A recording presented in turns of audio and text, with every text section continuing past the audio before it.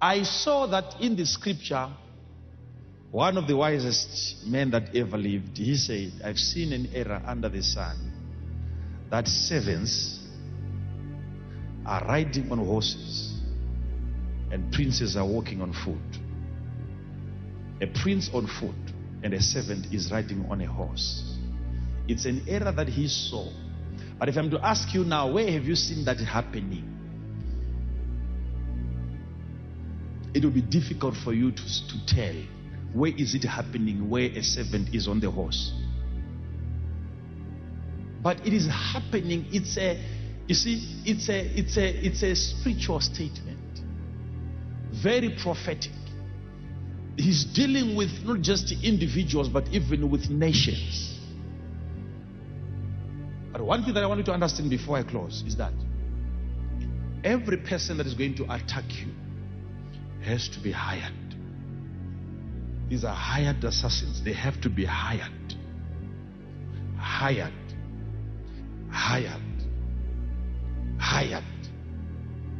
The media has been good at that because they are hired. Yes. The media.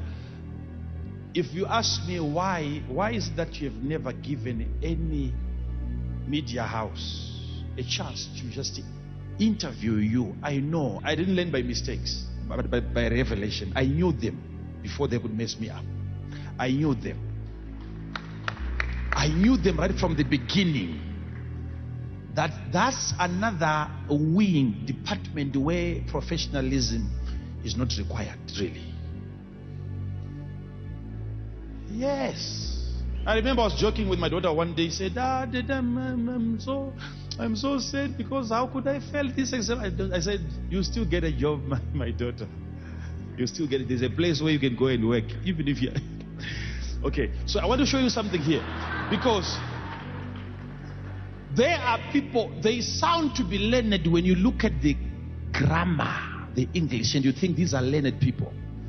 But there is no investigation whatsoever on what they write. No investigation. They don't even want the truth. No. Because every person that is going to write about me, if it's going to come from me, will have to sit down first. Let's talk about it. If you're going to ask me a question, I'm going to answer every question. But you are going to put it as it is. And I have to sign and you have to sign. If I see a change, if there is no full stop, I will come after you.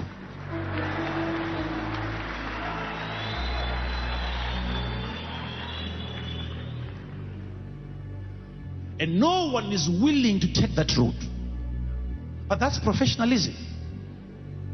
Because they have a way of twisting things. They ask you, what do you think about the devil? As a prophet, what do you think about the devil? You said, that's a guy that you should never trust. I hate him. And they will maintain your response. When the questions are coming, they will say, what do you think about Jesus? And your answer remains the same. They will either alter what you have said or they will alter what they have said. You end up answering a different question.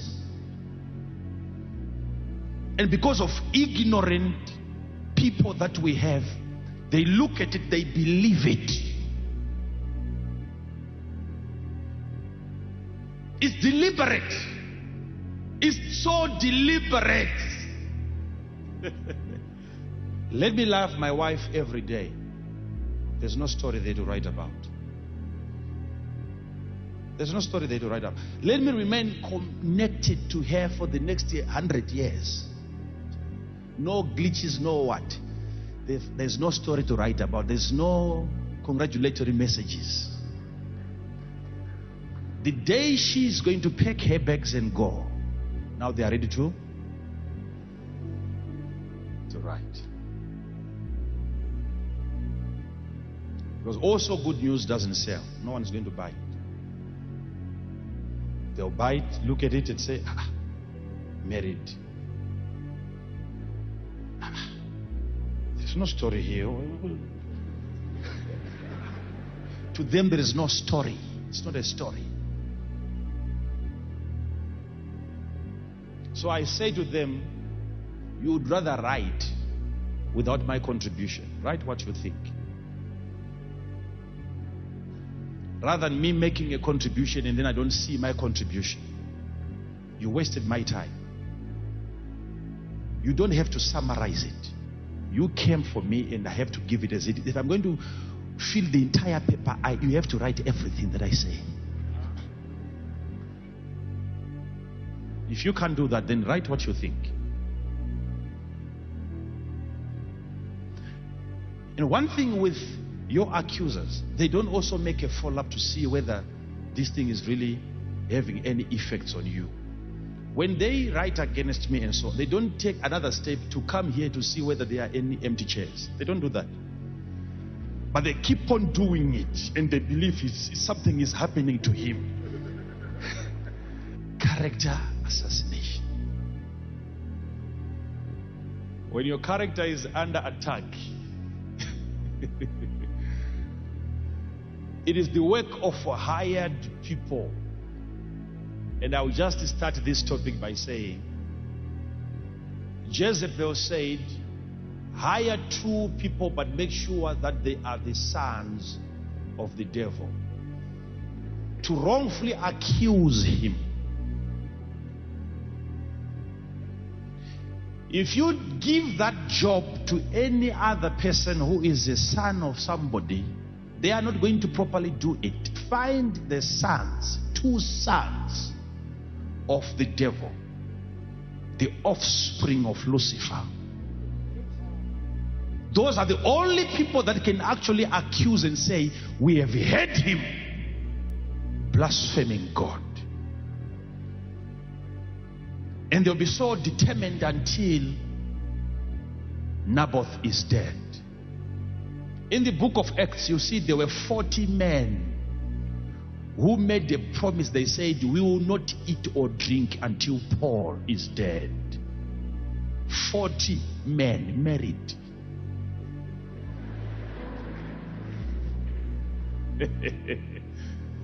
There are people like that in your family who are saying, we will not rest until you are gone. And only the sons of the devil can do that. They believe so much that Paul is not a man of God. He's not a man. And they even went to the high priest to tell him, and they submitted. They were prayed for. They were joining their hands and they said, we have come. They went to read it. They went to the high priest. They said, pray for us.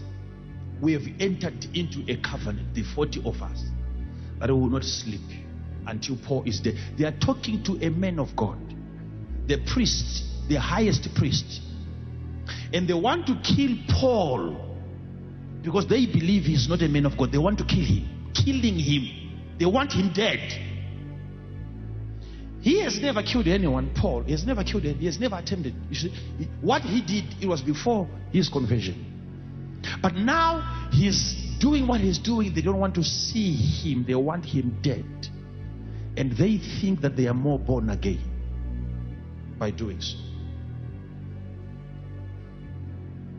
There was a time some years back, I went through the internet. I was trying to see who really is the true man of God. Those days before I could properly hear the voice of God.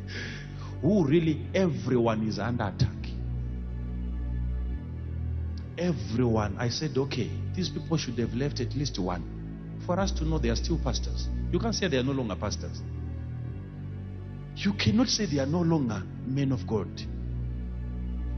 It's unscriptural. He gave some to be apostles, prophets, and teachers, and so on. Where are they? If every person, if every man of God is under attack, why not leave just one and say this one? But every man of God is under attack. Every man of God is under attack. But one thing that you need to understand is that it's not every person who is against you. It's just one snake in your garden. Yes, one snake. It is very easy for you to begin to focus on one person. One thing that you need to understand is that when people write against you, when they sing songs against you, it's not many people really. It's not many people. When it started happening to me when I was still in Bulawayo, my first time to appear in the paper, my God, my God, my God, my God, my God. You feel like everyone is reading that paper. When you want to talk to people about it, they are not even aware. And I'm sure them say, you didn't see it. They didn't see it. Until I realized that no, it's not really many people that are against us. It can take just one person who can sit on his computer, one person out of all these thousands and millions of people that would die just to get hold of my jacket like that. Millions. But one person can seem to represent everyone. That's a lie of the devil. It's a lie. It's a lie. Until I matured, I developed, I improved, I was now strong. Until at a point when I actually enjoyed seeing that coming out. Yes. Getting strong and strong and strong. If you want to be a somebody, you are somebody that they will always talk about. You become the subject. So if there is any person right now who doesn't want to see you because of what he had from other people, now he doesn't want to learn by himself. He doesn't want to investigate. He believed it. He believed it. It's a shameful thing when a person can just walk to your wife and tells her that you know that your husband is another son in the village, and your wife is coming to ask you that. Is it true? Is it true? Information from outside influencing you on the way that you see the person close to you. It's a dangerous thing. It's a dangerous thing. Character is something that you need to protect. Your character is very important. The only time that your character can fully be assassinated, I don't believe that people can really kill your character. I don't believe that they cannot. You are the only person who can kill it. Your character is your character given to you. You are the only person who can kill it. They can tarnish it. But they cannot destroy your character. They cannot destroy your character. They cannot destroy your character. Some of the people that hate me with a passion is just because they are not my biological sons. Simple. Simple. That answers everything. If I were their father, it was going to be a different story. Simple. They would have wanted to have a father like me, a biological father like me.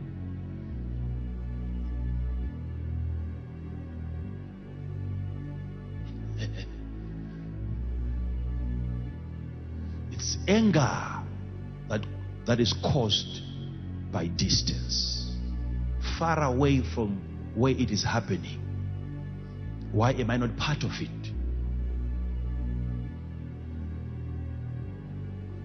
They have accused you at your workplace. They have accused you. You know, as a wife, you have had a lot of guys coming to you, proposing you, but you can't share that with your husband. That today another one came. Again today another one came. You keep quiet. You don't talk about it. In as much as you remain loyal and faithful to your husband, and yet still he suspects you that you are cheating on him. It's a devastating thing. You are making efforts to be upright, and the person close to you doesn't appreciate it. He's not aware of it. He thinks you're doing something. She thinks you're doing something. So painful. It's Especially one day, some of you are looking at me like that because he hasn't really confronted you. One day when he says to you, I believe you've got some boyfriends, that thing is going to really prick you. It will cause you to bleed. Because you look at him, you look down, you look at him, you look down, you begin to replay. You see guys that have been coming, and you were avoiding all of them for his sake. And this is what you get. Me. And actually, in most cases, he's the one doing it. He's the one doing it.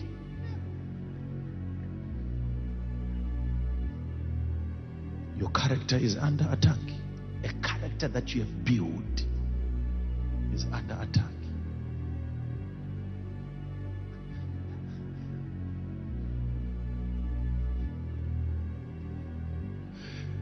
There's a preacher that I was listening to. He was talking about his relationship.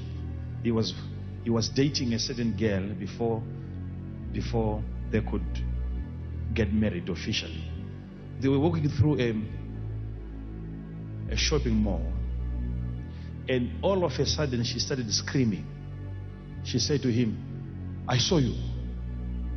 I saw you. I saw you. I saw it. I saw it. And he said, you saw what? He said, I saw you. Don't try to deny it. I saw you. He said, you saw what? And she said, I saw you. You were looking at that beautiful girl over there.